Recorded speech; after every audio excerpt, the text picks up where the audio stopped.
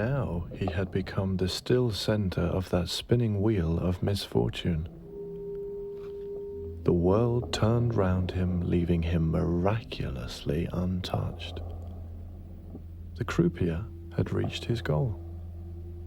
He no longer heard the sound of the ball. This is where Jack Manfred ends up, indomitable, Zen-like. The wheel spins and the gamblers around him lose, and Jack watches without being moved by any of it. He's the croupier at the center, master of a game everyone else is desperate to win. This film is about identity. It's about the gap between what you are and what you're trying to be, about what it takes to see reality clearly when everyone around you is lost in illusions, about the kind of power that becomes possible when you finally stop resisting who you actually are, when you stop trying to force yourself into existence and start living. Jack walks into the first scene of the film wearing a costume. He's got the bleached platinum blonde hair, the jacket with no tie. This is the deliberately chosen uniform of an aspiring London writer in the 1990s.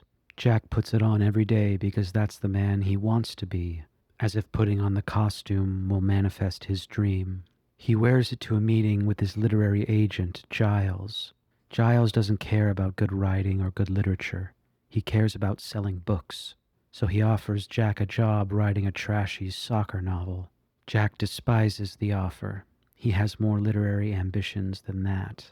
As Giles pitches the job, he plays with an antique slot machine next to his desk, drops in a coin, pulls the handle, pulls out his winnings. But what is a slot machine doing in a literary agent's office? The slot machine is the film planting its central motif right at the start: gambling, the casino. Because Giles is a gambler himself, the publishing system he operates inside has nothing to do with good literature. It has to do with sending something out into the market, something lurid, sexual, violent, titillating enough to bring back sales.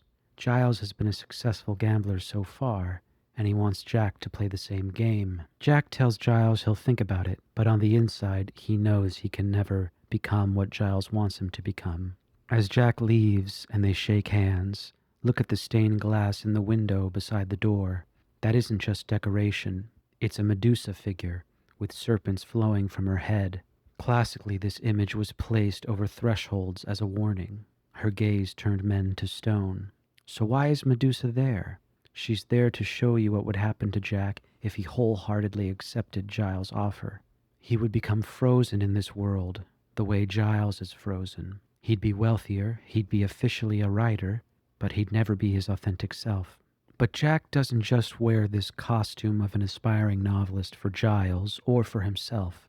He's also wearing it for his girlfriend Marion, who he lives with in a basement apartment. She's a former police officer who now works as a mall cop. She pays the rent. She supports him while he tries to break through as a novelist. Jack doesn't even have to have a job. But Marion does this gladly. She totally worships and adores Jack and supports his ambitions. And we soon find out why. When Jack comes home, Marion is waiting in a black silk dress she bought specifically to wear for him. She winds a scarf around his eyes, blindfolds him, and says, "Come into my world. You're my prisoner." She means it as foreplay, but the words tell the truth about the relationship. The windows of the flat are crossed with iron bars, visible from the inside. Here they symbolically reinforce what Marion has just said. Jack literally lives behind bars in this woman's flat, but he also lives behind the bars of her fantasy, the fantasy of who she wants him to be. Jack's voiceover says that he only half loves Marion, and that she's aware of it. Marion has fallen in love with the doll that she dressed up. She bought him a costume to perform for her. She's cast him in the role of her fantasy boyfriend. She wants a boyfriend who's an aspiring novelist. She doesn't actually care if he's successful or not, or if he's happy or not. She is a romantic. She wants reality to match the illusions she creates in her mind. She thinks she's living the life she wants, but she's really just creating a comfortable prison for both Jack and for herself. What starts his long journey out of this prison is a phone call from his father in South Africa. He knows of a casino that needs a dealer. Jack agrees and goes for the interview. As he is evaluated, it becomes obvious that Jack is a master of the trade. Sitting in Marion's basement apartment trying to write the next great novel was a forced identity, a self Jack pushed himself into through pure will. He was miserable and he couldn't write a word. But being a croupier is the opposite. The skill is just there and the work flows freely. The croupier was the authentic Jack underneath, the man trained from childhood by his father in the South African casino where he was born. It was the self he'd been running from. But he hasn't fully accepted this yet. The voiceover tells us he sees himself as an observer, a voyeur watching the world happen from a distance. Part of him is still holding on to the novelist dream. He's telling himself that this is just for the money. He sells the car his father gave him to a used car dealer for far less than it's worth. As he agrees to the lowball price, the voiceover gives us a phrase he's carried around for years. Hang on tightly, let go lightly. This phrase appears 2 times in the film. It's the closest thing Jack has to a philosophical thesis, and it's worth being precise about what it means. It's about how to hold things in this life. While you have something, love it, use it, but understand that it doesn't belong to you, and it was never going to. When the time comes for it to leave, let it go easily. Don't cling, and don't remain attached to its ghost and its memory. What Jack is doing here is bigger than selling the car. He's subconsciously letting go of the identity of the novelist. He's facing the reality that writing isn't going to pay, that nobody wants the book he's been trying to write, that he can't stay in Marion's comfortable prison forever, even if he can't admit it to himself yet. Soon after, he starts dismantling the costume. He dyes his hair back to his natural black. He tells a manicurist that he's an undertaker. He tells the hairstylist that he's an arms dealer from Shanghai. Jack is using humor to mask the serious work of dismantling an ego that turned out to be a joke. The costume Marion had painstakingly designed for him is gone. The casino is a microcosm of reality itself. The roulette wheel is the system. The odds are fixed. The house always wins in the long run. These are the facts about the casino, but they're also the way Jack sees the world.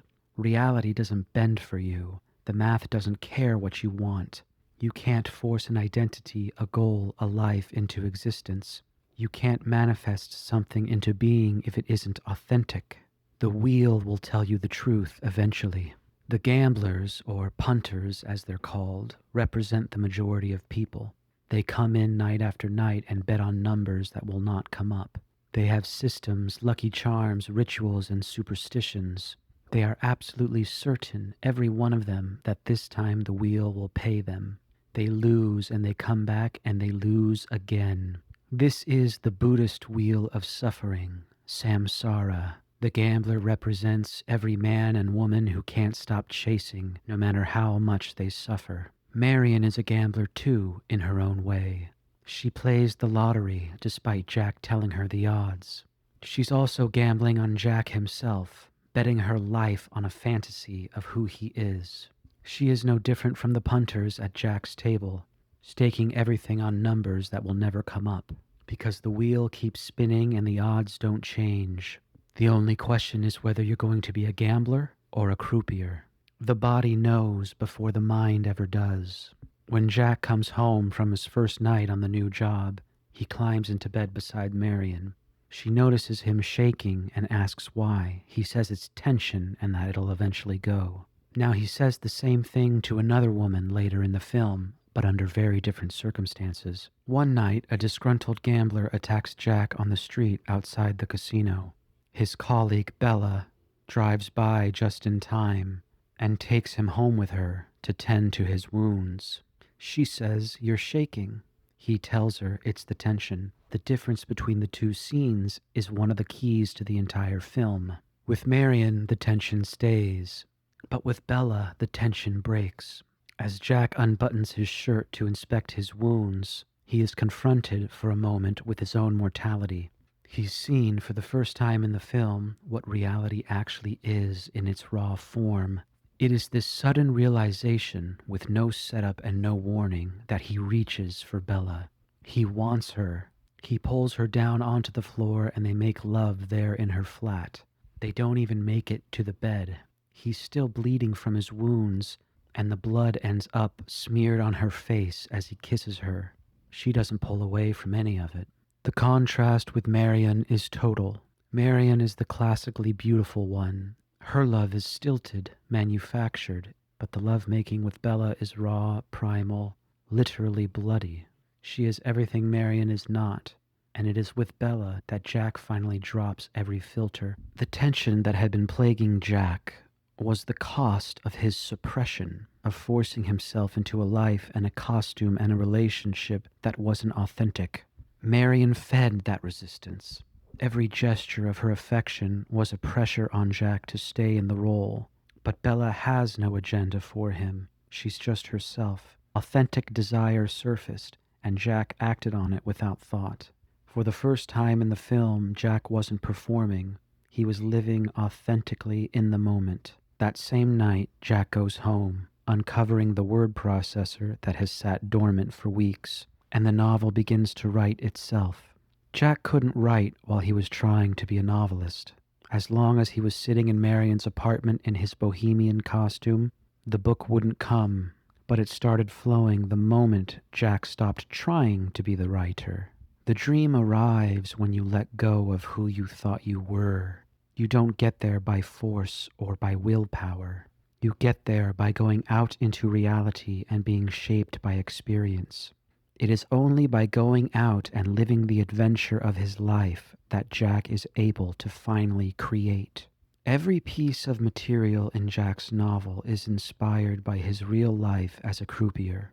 The writer Jack would have never had access to any of it, because the writer Jack wouldn't have been out in the world living. He was stuck in a prison. Marion reads the new draft and hates it. She had liked the gambler protagonist of the earlier version. She found him romantic. She wants Jack to quit the casino and dye his hair blonde again. She wants the costume back. She wants the dream version of him back. What she can't accept is that the man she fell in love with was a fiction, and the real Jack, the one writing the book, is someone she neither recognizes nor likes. But then there's a knock at the door, and it's Bella. She's been fired from the casino after a failed drug test, and now she can't get a job anywhere. She's under the impression that Jack was the one who snitched on her. She stands in the doorway and tells Marion that her boyfriend slept with her, smoked her dope, and then snitched on her. But then she leans in and kisses Jack on the mouth before leaving. This tableau of two women presents Jack with two different orders of being. Marion is the manufactured life, prim, controlled. Bella represents the raw, unfiltered, primal woman. Jack has had a taste of Bella's world. He knows deep down that she's the one that he really wants, but he can't yet bring himself to walk all the way out of Marion's comfortable prison. He stands on the staircase, halfway between them, frozen, standing right in front of the bars on the window. But the resolution doesn't come from Marion or Bella. It comes from a third woman. Jani is a customer at the casino from South Africa, the same place where Jack is originally from. Immediately they have a connection, but despite the fact that Jani is an attractive woman, there doesn't seem to be any romance between them. There is, however, warmth and recognition. So when Giles invites Jack to a country house for the weekend, Jack takes Jani with him. There, Jack deals poker for the guests. He deals out 5 hands, each better than the last. Jani ends up with a straight flush. The odds against this happening by chance are 42 million to 1, he tells them. Jack has obviously done this on purpose, using his incredible skills as a croupier. This is the moment Jack stops being a croupier only at his job. He's begun dealing the cards in his life. He starts deciding who wins at his table. That night, Jani asks Jack to help her rob the Golden Lion Casino where he works. All he has to do is take part in a little diversion. He'll have plausible deniability because technically he's not doing anything illegal. Jack initially refuses, but he gets out of bed and walks downstairs to have a drink and ponder the offer. Hanging in the stairwell is a painting, The Raft of the Medusa by Géricault. While there's no Medusa figure in the painting, Medusa was the name of the real-life ship that sunk in 1816. But the coincidence with the stained glass Medusa in Giles' office earlier in the film is too pointed to be an accident. Mike Hodges, the director, chose this painting on purpose. The Medusa was a French frigate captained by an aristocrat who had bought his way into the role and had not commanded a vessel in 20 years. Both Medusas mark decision points where Jack is being asked to wear a costume that isn't his. The first warned against performing the role of a sellout writer. The second warns against performing the role of an honest croupier, following the laws to the letter. The captain of the Medusa was all costume and no skill, no substance. His ship was wrecked because of it. This painting is there to remind Jack of the chaos that could result if he becomes completely subsumed by the identity of the croupier. A while later, Jack visits Jani at a cheap hotel and tells her yes. The challenge was essential, Jack says in voiceover. He has surrendered himself to the adventure of his life, of unfiltered reality. He knows the odds, but he takes the risk because this is the only way he can finish his novel. He needs more experiences. Eventually, Marion finds the hidden cache, and when Jani calls and leaves a message with the date of the planned robbery, only Marion is there to hear it. She erases the message and tips off her contacts from the Metropolitan Police. The heist happens, but it is foiled. Jack gets beaten up in the process, so badly that he has to be hospitalized. It is in the hospital that Marion comes to visit him. Calmly, she tells him that she'll turn him in unless he quits the job at the casino. She's desperate. She's trying to put the costume back on him one last time at the price of his freedom. She has resorted to breaking her policewoman's ethics and blackmailing her boyfriend. Anything to get him back into the prison she constructed for him. He says that he'll quit his job at the casino, but they both know that he's lying. Sometime later, Marion is killed in a hit-and-run accident. It is possibly a revenge killing. Marion died holding on. The film's maxim is hang on tightly, let go lightly. But Marion only learned the first part. She held tightly to the version of Jack she had built, the rider she paid the rent for, the doll she had dressed up, even after the relationship was clearly over. She kept interfering. She kept forcing reality to bend. The wheel had already shown her the odds, and still she gambled, and the gambling cost her her life. The detective at the morgue tells Jack that he was in love with Marion. Think of the life Marion could have had if she had simply let go of Jack, let go of the illusion. She had a man who would have loved her as she actually was. Instead, she died loving a man who only half loved her. After Marion's death, Jack finally finishes his novel, but he doesn't send it to Giles. He picks a publisher at random, the way one chooses a number on a roulette wheel, and submits the manuscript anonymously through a lawyer. It's published without his name and becomes a #1 international bestseller. The publisher nor the public ever learning the identity of the author. Jack now has more money than he ever dreamed of, but he changes almost nothing about his life. He lives in the same basement flat. He still works at the casino, but he does alter one thing. He removes the iron bars from the apartment window. What was once a prison is now a home. He is free, but his freedom doesn't come from luxuries or fame. Then the phone rings. It's his father, calling from South Africa with Jani on his arm. They're getting married. Jani's enemies are in prison. The father is finally able to thank Jack for behaving like a perfect gentleman throughout. The phone call rewrites the film the audience had just watched. The father set everything up, the casino job at the Golden Lion, Jani's appearance, the heist, all of it. The transformation Jack thought he'd been moving through on his own had been engineered from 8,000 miles away by a man Jack had barely seen since childhood. But Jack isn't upset. He laughs. It's the laugh of a man who understands the entire game. including the parts being played on him, and stopping the resistance to reality, he is rewarded. Because Bella walks into the kitchen, she is the woman Jack should have been with all along. The authentic woman was always waiting for him. All he had to do was stop performing. He wants her because he wants her because he wants her. There's no game, no gamble, and no odds. The film returns in its last shot to the roulette wheel. Jack's face is at the center of the frame as his voice delivers the closing lines. Now he had reached the point where he no longer heard the sound of the ball. The spin of the wheel had brought him home to the place where he was born. The croupier's mission was accomplished. He was master of the game. He had acquired the power to make you lose. This is the stillness, peace, and wisdom the opening voiceover pointed at. Jack stands at the center of the wheel because he has stopped trying to bend it to his will. He became his true self not by addition, but by subtraction. The world has not changed around him. The wheel still spins. The odds are still fixed. The punters are still losing.